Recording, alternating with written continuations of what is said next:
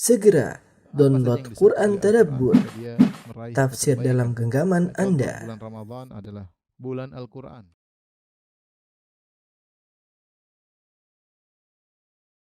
Alhamdulillah nahmaduhu wa nasta'inuhu wa nastahdihi wa natubu ilaihi wa na'udzu billahi min syururi anfusina wa min sayyiati a'malina may yahdihillahu fala mudilla lahu wa may yudlil fala hadiyalah. Asyhadu an la ilaha illallah wahdahu la syarika lah wa asyhadu anna Muhammadan abduhu wa rasuluhu la nabiyya ba'dah. Ya ayyuhalladzina amanu taqullaha haqqa tuqatih wa la tamutunna illa wa antum muslimun. Fa inna asdaqal hadithi kitabullah wa khairal huda huda Muhammadin sallallahu alaihi wasallam. Syarrul umuri muhdatsatuha wa kullu muhdatsatin bid'ah wa kullu bid'atin dhalalah wa kullu dhalalatin finnar. Ma'asyiral muslimin, usikum wa nafsi bi taqwallah faqad fazal muttaqun. Sungguhnya Allah Subhanahu wa taala menjadikan kehidupan di atas muka bumi ini terkontaminasi dengan hal-hal yang tidak menyenangkan para hamba. Tidak ada seorang pun hidup di atas muka bumi ini dengan kehidupan yang mulus, tanpa kesedihan, tanpa kekhawatiran, tanpa ketakutan, tanpa kecemasan. Itu adalah hal yang merupakan kemustahilan. Karena Allah Subhanahu wa taala menjadikan dunia ini adalah darul bala, darul ibtila, tempat untuk menguji manusia sekalian. Allah Subhanahu wa taala berfirman, "Wa huwal ladzi khalaqas samawati wal arda fi sittati ayyamin wa kana 'arshuhu 'alal ma' liyabluwakum ayyukum ahsanu amala." Dan dialah Allah Subhanahu wa taala yang telah menciptakan langit dan bumi. Allah ciptakan langit dan bumi untuk apa? Liyabluwakum ayyukum ahsanu amala. Ini adalah semua sarana untuk menguji kalian mana di antara kalian amalan yang terbaik.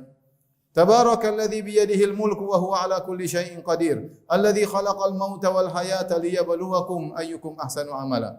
Dialah Allah Subhanahu wa taala yang menciptakan kematian, menciptakan kehidupan. Untuk apa? Liyabluwakum ayyukum ahsanu amala. Untuk menguji kalian mana di antara kalian terbaik amalannya.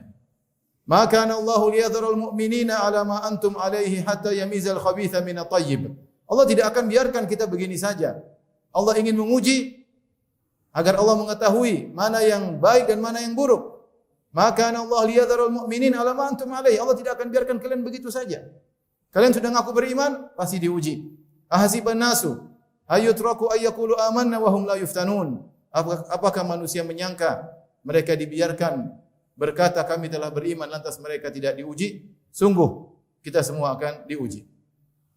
Oleh karenanya setiap kita pasti pernah diuji, bahkan ada yang sedang diuji, dan setiap kita akan menuju kepada ujian, perkara yang menyedihkan, perkara yang menakutkan, yang mengkhawatirkan, semua mengalaminya. Siapa yang ingin hidup tanpa ada itu semua, maka dia hanya mengharapkan kemustahilan. Dia hanya sedang bermimpi dan itu tidak akan mungkin terjadi. Ma'asyiral muslimin yang dirahmati oleh Allah Subhanahu wa taala. Allah telah menegaskan hal ini dalam firman-Nya, "Laqad khalaqnal insana fi kabad." Sungguh kami telah menciptakan manusia dalam kepayahan, yukabidul hayat, menghadapi kesulitan hidup. Tidak ada yang selalu tertawa, tidak ada yang selalu tersenyum, tidak ada. Siapapun orangnya. Buat apa ini semua? Di antara hikmahnya agar kita sadar bahwasanya dunia ini akan kita tinggalkan. Kita merindukan suatu kesempurnaan. Kita merindukan suatu kehidupan yang tiada tangisan dalam kehidupan tersebut. Kita rindukan suatu negeri yang tidak ada kekhawatiran dalam kehidupan tersebut. Darussalam. Negeri yang penuh keselamatan. Itulah surga akhirat. Kata Allah Subhanahu wa taala, "Udkhulul jannata la khaufun 'alaikum wa la antum tahzanun." Masuklah kalian ke dalam surga tanpa ada kekhawatiran, tanpa ada kesedihan sama sekali. Karenanya ketika penghuni surga begitu masuk di surga, apa yang mereka berkata? Apa yang mereka katakan? Alhamdulillahilladzi adhaba 'annal hazan. Inna rabbana laghafurun syakur. Segala puji bagi Allah yang telah menghilangkan segala bentuk kesedihan dari kami. Semua kesedihan yang pernah dia lewati. Dari sejak lahir, masa remaja, kemudian bekerja, menikah, punya anak, sakit, sampai akhirnya menghadapi sakaratul maut, sampai akhirnya meninggal, sampai akhirnya masuk dalam alam barzah, kemudian dibangkitkan, kemudian dihisab, kemudian dimizan, kemudian disuruh lewat sirat. Semuanya penuh dengan kesedihan. Begitu dia menginjakkan kakinya di surga, dia berkata, alhamdulillahilladzi adhaba 'annal hazan. Segala puji bagi Allah yang telah menghilangkan segala kesedihan dari kami. Ma'asyiral muslimin, tatkala kita sadar bahwasanya kehidupan dunia mengharuskan kita untuk diuji dengan hal-hal yang tidak kita sukai, maka bagaimana kita menghadapinya? Apa langkah-langkah atau kiat-kiat yang bisa kita lakukan agar kita bersabar tatkala diuji? Berikut ini beberapa perkara yang hendaknya kita lakukan ketika kita mendapat ujian. Yang pertama, ma'asyiral muslimin, hendaknya kita sadar bahwasanya semua orang diuji. Siapapun orangnya, kepala negara, pejabat, orang terkaya di dunia, orang tertampan di dunia, wanita tercantik di dunia, orang terpopuler di dunia. Semuanya diuji. Enggak ada yang tidak pernah menangis. Semuanya pasti pernah menangis. Semuanya pasti pernah sakit. Kadang kita terpedaya melihat casingnya seakan-akan dia bahagia. Dia tidak tahu bahwasanya ujian yang dia hadapi, kesedihan yang dia pendam begitu dalam. Kadang kita terpedaya melihat seorang naik mobil yang mewah, kita menyangka dia tidak diuji. Padahal keluarganya diuji dengan ujian yang sangat berat. Tidak ada yang tidak diuji. Ada yang diuji dengan dirinya, ada yang diuji lewat anaknya yang nakal, bebal, menjengkelkan, ada yang diuji dengan istrinya yang ngomel melulu, ada yang diuji dengan mertuanya, ada yang diuji dengan bosnya, diuji dengan pegawainya, ada yang diuji dengan rakyatnya, ada yang diuji dengan pemerintahnya. Semua diuji, enggak ada yang tidak diuji. Tatkala kita tahu bahwasanya dunia ini memang ada ujian, ya sudah. Maka kita siapkan diri kita untuk menghadapi ujian tersebut. Orang yang Anda lihat mungkin sedang tertawa, sedang bergembira, mungkin dia sedang istirahat dari ujian. Ketahuilah, dia baru saja meninggalkan ujian yang sebelumnya, dia baru lewat. Dan dia akan menuju ujian berikutnya. Dan demikianlah kehidupan kita. Hari ini kita diuji dengan kesulitan ekonomi, mungkin besok diuji dengan masalah rumah tangga. Mungkin besoknya lagi diuji dengan masalah dengan tetangga. Mungkin besoknya lagi diuji dengan masalah dengan kerabat. Bahkan ketika kita sedang mencintai seorang dengan cinta yang sekuat-kuatnya, tiba-tiba Allah ambil orang tersebut. Ujian datang dari arah yang tidak kita duga. Maka seorang menyiapkan diri sehingga ketika dia diuji, dia tahu ini sudah ketentuan Allah Subhanahu wa taala. Sudah tercatat 50.000 tahun di Lauhil Mahfuz sebelum Allah menciptakan langit dan bumi. Dan sekarang terjadi. Ini yang pertama. Yang kedua, ketika kita diuji, hendaknya kita tahu bahwasanya ada orang-orang yang diuji lebih berat daripada kita. Lebih berat daripada kita. Betapapun berat ujian yang kita hadapi, kita cari pasti ada yang lebih berat. Dan lihatlah kepada mereka agar kita bisa lebih tegar. Ketahuilah di sana ada orang-orang yang berat, ujiannya sangat berat, jauh daripada apa yang kita rasakan. Jauh apa yang dari Allah berikan kepada kita. Ini akan meringankan beban ujian kita. Di antaranya yang membantu kita untuk bisa menghadapi ujian. Kita yakin bahwasanya sabar adalah ibadah yang sangat agung. Pahalanya sangat besar. Dalil akan hal ini sangat banyak. Makanya kalau saya boleh katakan bahwasanya sabar adalah cara praktis untuk membuat seorang naik ke surga yang sangat tinggi. Cara praktis. Bisa jadi seorang diuji dengan sesaat, mungkin sehari, mungkin seminggu. Tapi dia meraih pahala yang sangat besar yang mungkin tidak dia raih bertahun-tahun dalam ibadahnya. Allah Subhanahu wa taala berfirman, "Innama yuwaffas sabiruna ajrahum bighairi hisab." Sungguhnya Allah memberi ganjaran kepada orang-orang yang bersabar tanpa hisab. Tidak terhingga, tidak terhitung, keluar dari kaedah. Siapa beramal 1 diberi ganjaran 10 kali atau 70 kali. Sabar tidak ada kelipatan tanpa hitungan dari Allah Subhanahu wa taala. Maka pahalanya sangat sangat besar. Dalam satu hadis kata Rasulullah sallallahu alaihi wasallam, "Innal 'abda idza sabaqat lahu manzilatun 'inda Allah falam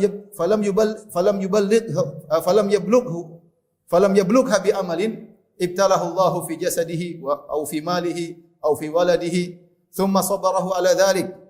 Sungguhnya seorang hamba jika telah tercatat di sisi Allah dia memiliki kedudukan yang tinggi di surga, sementara amalnya tidak bisa mendongkrak dia untuk naik ke kedudukan tersebut, maka Allah akan uji dia. Allah uji dia pada jasadnya, dibuat sakit. Allah uji dia pada hartanya, dibuat ekonominya sulit. Allah uji dia pada anaknya. Anaknya mungkin sakit, anaknya mungkin meninggal. Tsumma sabbarahu ala dzalik. Kemudian Allah bikin dia menjadi sabar dalam menghadapi itu semua hatta yuballighahu Allah al-manzilah allati sabaqat lahu min Allah. Akhirnya dia mencapai derajat tersebut yang telah dicatat oleh Allah Subhanahu wa taala. Ini dalil bahwasanya sabar itu pahalanya sangat besar. Langkah praktis untuk mencapai surga yang tinggi. Yang mungkin seorang sholat malam selama setahun belum tentu sampai pada derajat tersebut. Yang mungkin orang bersedekah dengan sedekah yang banyak belum tentu sampai pada derajat tersebut. Allah kasih ujian. Anda bersabar, langsung grade cepat naik. Makanya orang-orang yang termulia, Allah uji mereka. Karena Allah suka mereka melakukan ibadah sabar. Asyadun nasi bala'an al-anbiya. Orang yang paling berat ujiannya adalah para nabi. Tsumma salihun, kemudian orang-orang saleh. Tsummal amsal fal amsal, kemudian selanjutnya dan selanjutnya. Yubtala rajulu ala qadri imani. Sesungguhnya seorang diuji berdasarkan kadar keimanannya. Makanya kalau kita baca sejarah Nabi sallallahu alaihi wasallam, dialah orang yang paling dicintai oleh Allah Subhanahu wa taala, dia yang paling banyak bersabar. Karena itulah ibadah yang teragung yang dilakukan oleh Nabi sallallahu alaihi wasallam. Lihat sejak kecil sudah yatim.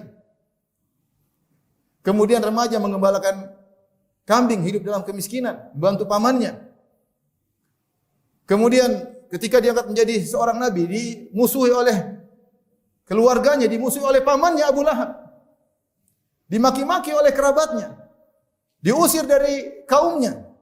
Dijuluki dengan julukan yang bermacam-macam. Dilempari sampai berdarah. Hendak dibunuh oleh banyak orang. Dibuat sayembara, siapa yang bisa bunuh Muhammad dapat 100 ekor onta. Orang-orang berlomba ingin membunuhnya. Sallallahu alaihi wasallam. Anaknya 7, 6 orang meninggal dalam kehidupannya.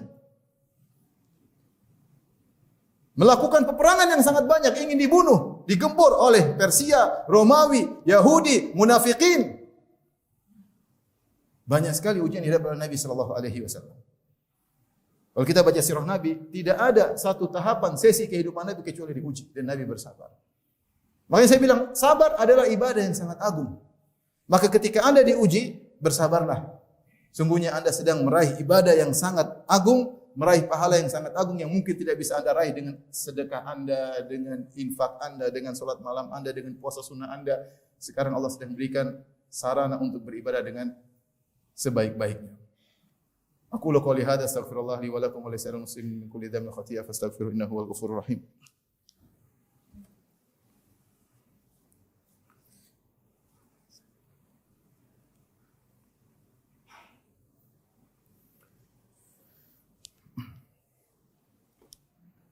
Alhamdulillahi ala ihsani wa syukru lahu ala taufiqihi wa amtinani. Asyhadu an la ilaha illallah wahdahu la syarika lahu ta'ziman li sya'nihi wa asyhadu anna Muhammadan abduhu wa rasuluhu da'ila ridwani. Allahumma salli alaihi wa ala alihi wa ashabihi wa ikhwani. Ma'asyiral muslimin, di antara hal yang membantu kita untuk bisa bersabar, ya, ketahuilah bahwasanya ya, ketika Anda sedang bersabar, hadirkanlah dalam hati Anda bahwasanya sabar itulah takwa di surga nanti. Itulah kenikmatan di surga.